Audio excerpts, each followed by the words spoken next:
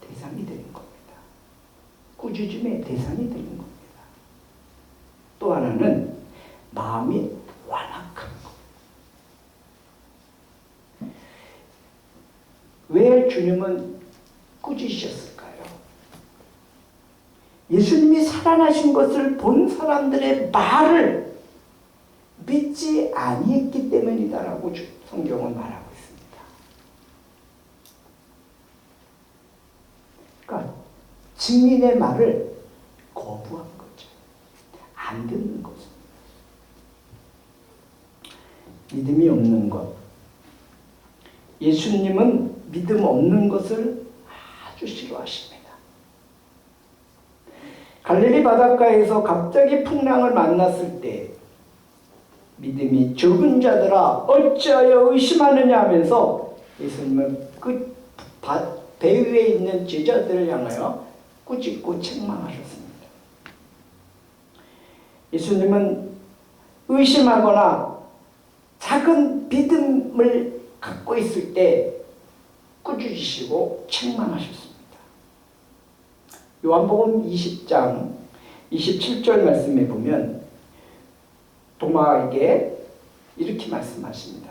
내 손가락을 이리 내밀어 내 손을 보고 내 손을 내밀어 내 옆구리에 넣어보라. 그리하여 믿음 없는 자가 되지 말고 믿는 자가 되라. 이렇게 말씀을 하셨습니다. 그랬더니 이 도마가 부활의 주님을 보고 나의 주, 나의 하나님이라고 고백을 했습니다. 여러분, 히브리서 11장 6절 말씀에 보면 믿음이 없이는 하나님을 기쁘시게 하지 못하나니 하나님께 나아가는 사람은 하나님이 계신다는 것과 하나님은 자기를 찾는 사람들에게 상을 주시는 분이시라는 것을 믿어야 합니다라고 말씀합니다. 하나님은 믿음의 사람을 좋아하십니다. 하나님은 믿음의 사람을 기뻐하십니다. 그래서 그 믿음의 사람을 위해서 상을 준비하신다고 말씀하십니다. 사랑하는 여러분, 주님이 기뻐하시는 믿음으로 하늘의 상급을 받는 저와 여러분 되기를 주 이름으로 축복합니다. 또 하나는 마음이 완악한 것을 꾸짖으시고 책망하셨다고 말씀합니다. 믿음이 없는 사람은 마음이 완악해요. 그러니까 믿음이 없는 것과 마음이 완악한 것은 연결이 된다는 거예요. 연관이 있다는 거예요. 여러분, 어떤 사람은 굉장히 착해. 말도 잘해. 마음씨도 고와. 그런데 있잖아요. 이제 그래서 이 사람 예수님 전하면 참 예수 믿겠구나 이렇게 생각을 하고 이제 종교에 대한 이야기를 하고 그다음에 더 구체적으로 복음에 대한 이야기를 하면서 예수님을 소개하면 경색을 합니다. 그리고 그런 거 나한테 얘기하지 말라. 그냥 지내자고. 그냥 복음에 대한 얘기를 꺼내면 경색을 하고 안 들으려고 그래요. 말을 못하게 해요. 더 심한 완악한 사람은 그러려면 우리 만나지 말자. 우리 집에 오지 말라. 이렇게 얘기하는 사람까지 있어요. 중동에도 그런 사람들이 수두룩해요. 이슬람 사람들 손님 대접하는 게 코란에 나와 있거든요. 코란경에. 그래서 손님을 친절하게 잘 대접을 합니다. 그래서 사이가 좋아진 것 같아서 예수님 얘기하고 복음을 얘기하면 정색을 하고 그런 거 얘기하죠. 친구처럼 친구라고 얘기하나 봐도 복음에 대한 이런 이야기가 나오면 정색을 하고 거부를 합니다. 그러니까 믿음이 없는 것과 마음이 완악한 것은 연관이 있다는 것입니다. 예수 안 믿는 사람들은요, 겉으로는 착한 것 같고 겉으로는 굉장히 선한 것 같은데 마음이 돌짝밭 같고 강팍합니다. 우리는 안쓰러워서 안타까워서 예수님을 전하는 거잖아요. 왜? 예수 믿어야 구원 받으니까. 예수 믿어야 죄사함 받으니까. 예수 믿어야 천국 가고 영생하니까. 예수 믿어야 심판받지 않으니까. 안타까운 마음에 복음을 전하면 다 핑계요. 거부를 합니다.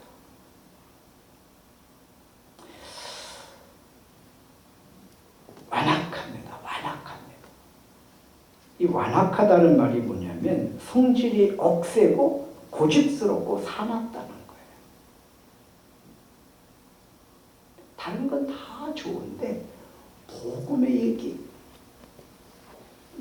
정말 그 사람에게 필요한 복음의 이야기를 해주면 이게 딱 거부 반응을 일으켜요. 영적인 문제예요. 영적인 문제. 자기 생활만을 강하게 고집하면서 타인의 의견을 전혀 받아들이지 않는 마음. 이게 완악한 마음. 오늘 본문에 보면 부활의 주님이 나타나셨어요. 그렇죠? 그리고 그들을 직접 만나셨어요. 이제 소문만 들은 게 아니라 아예 주님이 그들에게, 제자들에게 나타나셨어요. 그러니까 그 가운데 부활의 주님을 봤죠. 그 부활의 주님을 대하고 있어요. 그런데 놀라고 무서움에 사로잡혀가지고 유령을 보는 줄 알고 그렇게 생각했다는 거예요. 제자들이. 이 얘기는 사람은 죽었다가 절대 다시 살 수 없다는 그런 고정관념이 박혀있는 거예요. 더 나아가서 이 제자들은 예수님이 누누이 말씀하신 다시 산다는 부활에 대해서 전혀 이해를 못하고 있다는 거예요.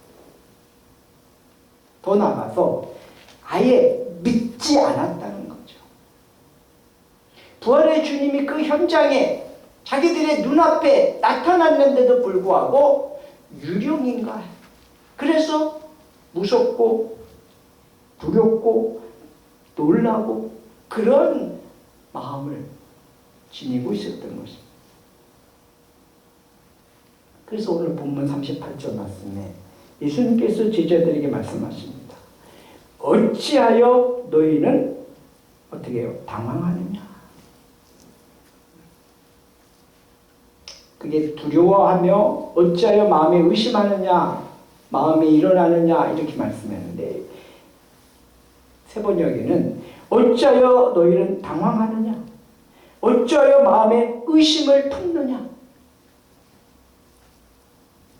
이렇게 말씀해요. 그러면서 39절에 내 손과 내 발을 보아라. 바로 나다. 바로 나다. 나를 만져보아라. 유령은 살과 뼈가 없지만 너희가 보다시피 나는 살과 뼈가 있다. 이렇게 말씀을 하십니다.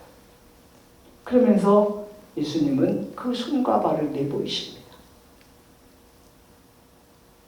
그랬더니 41절에 그들은 너무 기뻐서 아직도 믿지 못하고 놀라고 있는데 예수님께서 그들에게 말씀하십니다. 여기에 먹을 것이 좀 있느냐? 그러니까 완전히 못 믿는 거야. 완전한 믿음에 거하지 않은 거야. 그래서 야, 예수님 같기는 한데 뭐지 유령인가? 이제 반신반의한 거예요. 처음에는 완전히 두려움과 공포 속에서 유령인가 이렇게 했다가 예수님이 봐라 하고 보여주시니까 이제 반신반의하는 상황이에요. 그래서 예수님이 내가 영으로 부활한 게 아니고 실체, 부활체로 부활했다는 사실을 보여주시기 위해서 너희들이 먹을 것이 있느냐 그렇게 말씀해요. 여러분,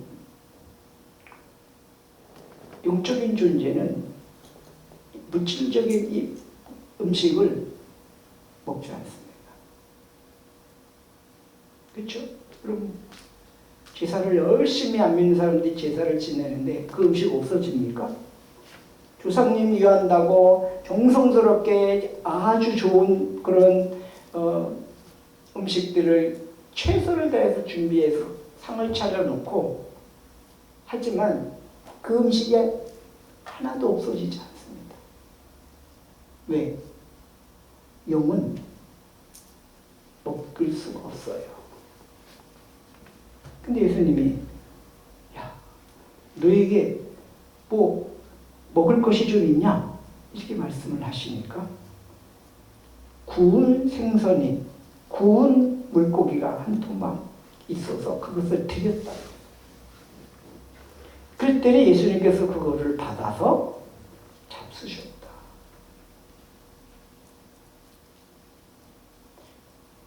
영은 먹을 수 없어요.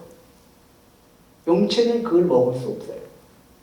근데 부활체, 부활의 몸은 그것을 먹을 수 있는 거예요.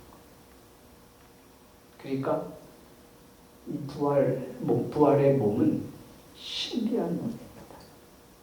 그것을 영화로운 몸이라고 표현을 합니다. 또 영광의 몸이다 이렇게 표현을 합니다. 우리가 이해할 수 없는 몸이에요. 예수님이 부활하신 그 부활의 몸은 우리 살과 뼈가 있고 육신의 몸인 것은 맞는데 그거보다 더 업그레이드된 몸이야. 그래서 우리는 시간과 공간의 제약을 받잖아요. 근데 이 부활의 몸은 시간과 공간을 초월해. 그런 신비로운 몸, 영화로운 몸, 영광의 몸을 우리 주님이 입고 다시 살아나신 겁니다. 우리도 예수님처럼 부활의 주님이 첫 열매가 되신 것처럼 우리도 그런 부활의 몸으로 다시 산다고 하는 사실을 믿으시기 바랍니다. 그게 그래서 우리가 음식을 먹을 수도 있고 안 먹을 수도 있고 여기서 공간적으로 이동할 수도 있고 할렐루야?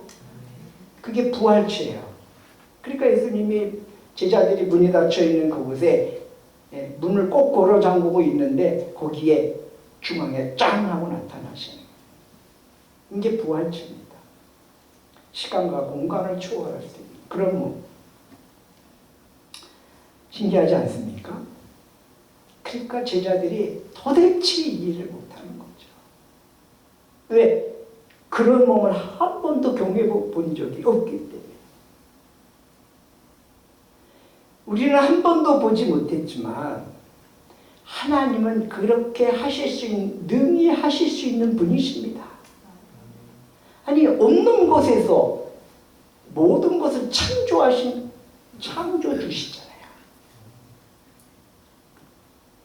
아무것도 없는 것에서 모든 것을 창조하신 창조주 하나님이 있는 몸을 변화시키는 것은 우리말로 식은종목이죠.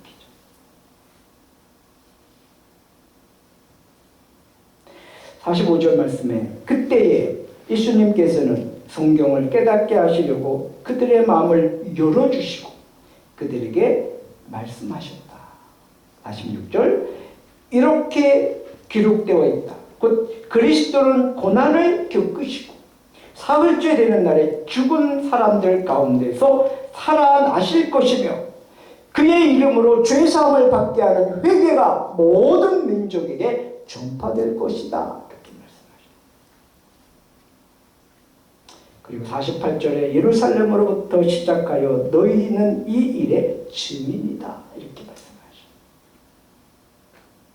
부활의 주님을 만나면 부활의 소망을 갖게 됩니다. 그리고 이 부활의 소망을 가지면 부활의 권능을 힘입어서 그리스도의 증인이 되는 것입니다. 부활의 증인이 되는 것입니다. 복음 전파는 부활의 소망과 부활의 권능을 믿고 그것을 경험한 성도들로부터 시작되어진다는 것입니다. 못 믿으면 전할 수가 없죠. 내가 못 믿는데 어떻게 전할 수 있어요? 그런데 예수님이 부활하셨다고 하는 그 부활에 대한 분명한 경험이 있으니까 예수님이 이런 부활체로 영원한 몸으로 영광의 몸으로 이렇게 부활하셨구나. 이것을 눈으로 보고 확인했으니까 부활의 소망이 그 안에 있는 겁니다. 그리고 이제 부활의 권능, 권세와 능력이죠. 그 부활의 권세와 능력을 경험하고 이제 담대해지는 겁니다. 그러니까 예수님께서 그 부활의 권세, 그 능력, 그것을 경험할 때까지는, 그것을 확실하게 믿기까지는 너희들이 이성에 머물라 이렇게 말씀하시죠. 그 이성에서 부활의 주님을 묵상하고 그 부활의 주님을 경험하고 체험한 다음에 그것이 믿어지면 그 다음에 나가게 돼 있어요. 나가게 돼 있어요. 부활이 믿어지면 권능을 받고 증인의 삶을 살게 된다고 말씀하십니다. 능력을 힘입을 때까지 이성에 머물라. 확신이 들면 전합니다. 그렇죠? 여러분, 확신이 들면 말하잖아요. 내가 좋은 걸 경험하고 나면 그거 좋다고 한번 해보라고. 그 상대방이 안 믿고 안 따라오면 답답하다고 막 그러잖아요. 왜? 나는 좋은 거 아는데 이 사람 지금 모르는 거야. 그러니까 어떻게 해요? 한번 해보라고. 믿지는 셈 치고 해보라고. 속는 셈 치고 해보라고. 막 그러죠. 확실히 있습니까? 자기가 경험했습니다. 여러분, 성도는 이런 사람들입니다. 예수님의 부활이 경험되어지는 사람. 부활의 본능이 뭡니까? 사망의 세력을 꺾는 것입니다. 부활의 권능이 무엇입니까? 사망의 세력을 누르는 것입니다. 부활의 권능이 무엇입니까? 죽음을 이기는 것입니다. 할렐루야. 예수님의 부활을 우리가 경험했다면 부활의 소망이 우리 안에 있고 그 부활의 권능을 통해서 우리는 그리스도의 증인의 삶을 살 수 있게 되는 것입니다. 여러분, 생명이 있는 자하고 생명이 없는 자를 애들 말로 게임이 안 됩니다. 죽은 자가 산 자를 이길 수가 없습니다. 예수 그리스도는 부활하셨습니다. 생명의 주관자시기 때문에 죄와 허물을 다 씻어내시고 그리고 사망의 권세를 깨뜨리시고 그리고 무덤문을 여시고 주님은 부활하셨습니다. 그 부활하신 주님이 이 제자들에게 나타나셔서 봐라, 봐라, 내가 부활했다. 내가 누누이 얘기했던 것처럼 다시 살아났다 하면서 굽자국을 보여주시고 옆구리에 창자국을 보여주시면서 내가 바로 예수다 이렇게 말씀하시고,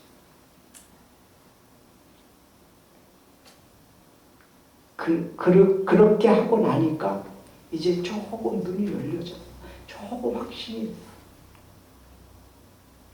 그 다음에 이제 뭐예요? 이제 용기만 있으면 돼. 용기. 그러니까 그 용기를 갖기 위해서 이 제자들에게 이 성에 머물러서 권능을 받기 전에 나가지 말아라.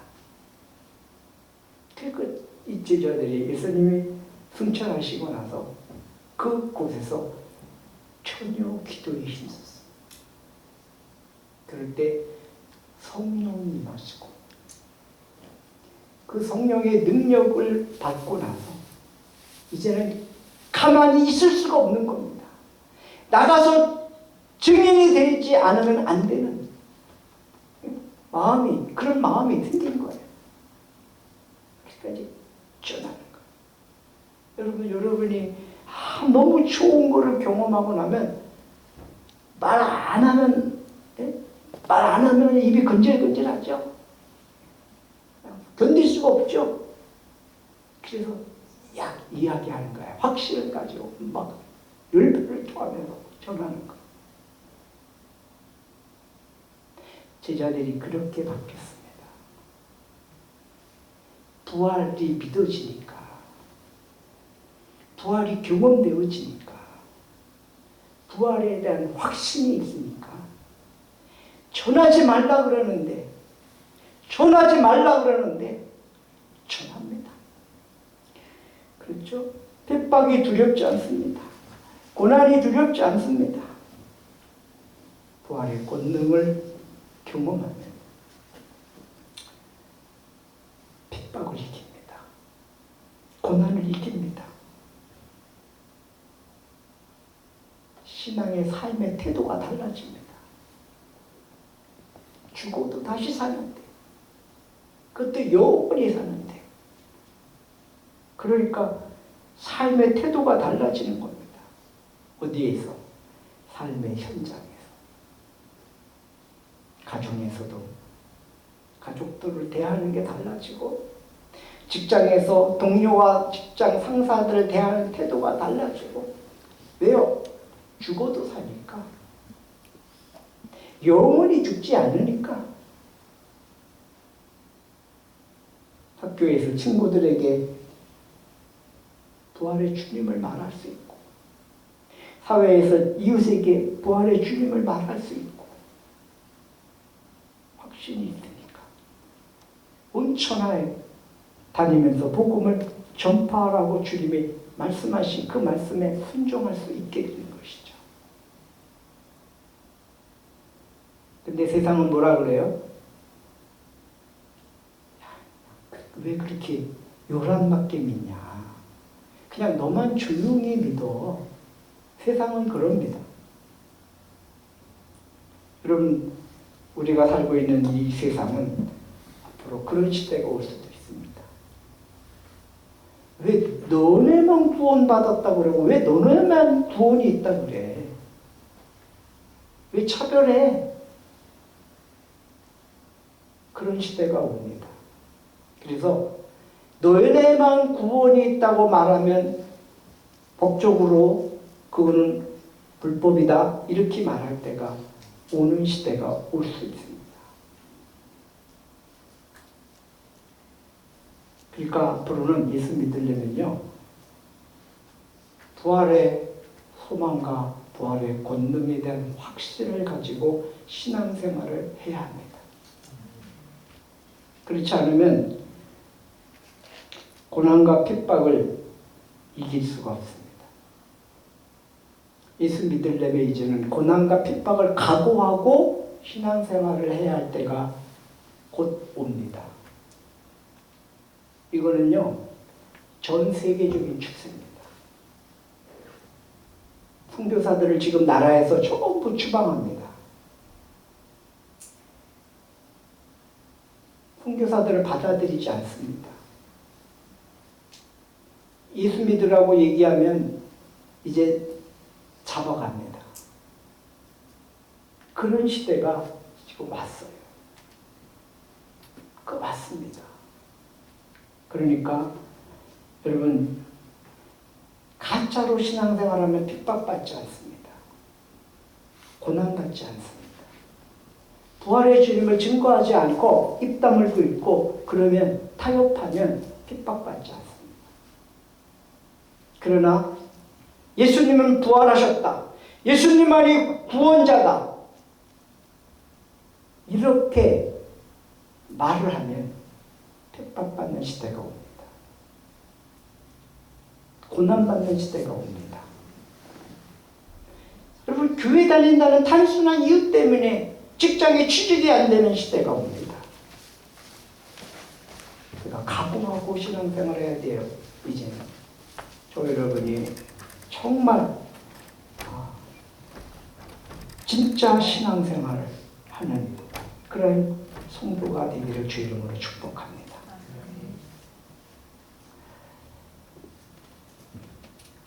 예수님의 부활을 경험한 제자들은요, 달라졌어요. 달라졌습니다. 이제는 누구 앞에서든지 두려움이 없어졌습니다. 강해졌습니다. 그리고 담대히 외쳐댑니다. 예수밖에는 아무에게도 구원은 없습니다. 사람들에게 주신 이름 가운데 우리가 의지하여 구원을 얻어야 할 이름은 하늘 아래에 예수 이름 외에는 다른 이름이 없습니다라고 외쳐냅니다. 이것이 부활의 주님을 경험한 사람들, 부활의 권능을 체험한 사람들의 증거인 것입니다.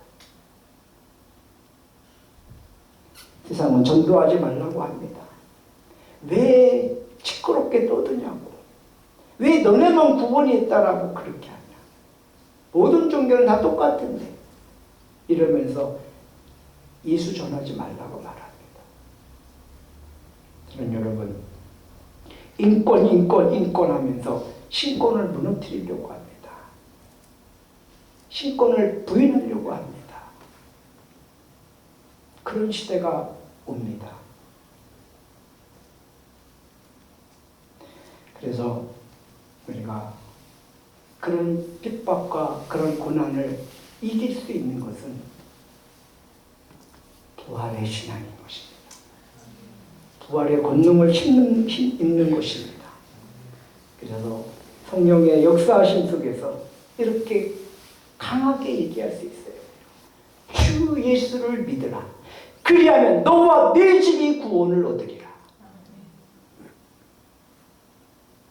사랑하는 여러분, 핍박이 올 때에, 고난이 올 때에 그것을 이길 수 있는 그 힘은 예수 그리스도의 부활의 권능을 의지하는 것입니다. 그 부활의 권능 속에서 승리하는 저와 여러분 되기를 주 이름으로 축복합니다. 이 말씀을 기억하면서 우리 정말 예수님 때문에 기뻐하고 예수님 때문에 늘 찬양하는 삶을 사는 여러분 되기를 주 이름으로 부탁을 드리며 191장 내가 매일 기쁘게 찬양합니다.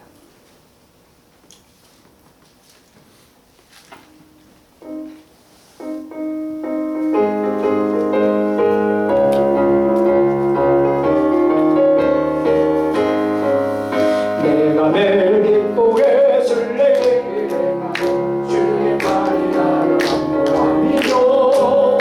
내가 주의 근복을 받는 참된 비결 주의 영이 함께하리라.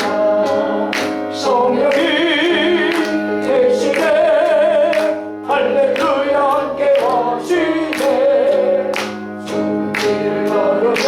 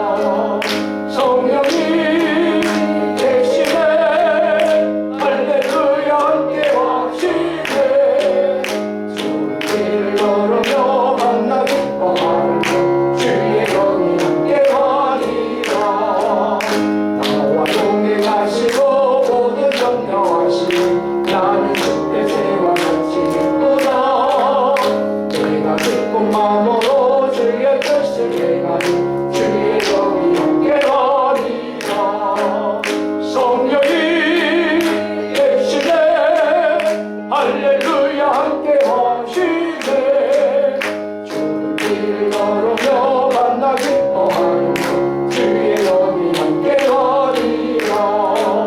세상 모든 욕망과 나의 모든 정령 십자가의 힘이 몹시 강한데 모든 말이 지나고 무거운 짐것을 주의 영이 함께하리라. 성령이 대신에 할렐루야 함께하시네. 주는 길 걸으며 만나 기뻐하는 주의 영이 함께하리라. 말씀을 기억하면서 우리 한번 하나님 나에게 성령의 충만함을 주시고 부활의 소망과 권능을 가지고 이 험난한 세상을 살아갈 때 주님 정말 핍박과 고난과 여러 가지 어려움을 이길 수 있는 능력을 더해 달라고 이 시간 하나님 앞에 기도합니다. 주님,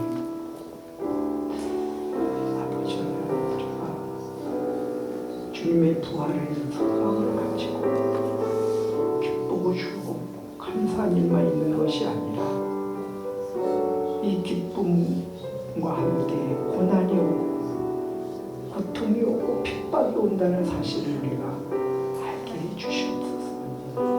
그리고 정말 여기에 복음의 생명을 주님 의지하며 하나님 정말 하나님 우리가 그리스도 예수의 신분들 앞에서 하나님 아버지 정말 생명책에 우리의 이름이 기록되어지고 그리고 우리가 정말 그리스도 예수의 그 부활의 능력을 그 권능을 힘입어서 사망 못에 깨뜨리고 그리고 이 세상의 모든 어둠과 약한 세력들을 이겨 주님 끝까지 견디는 신앙생활 할 수 있게 하여 주시옵소서.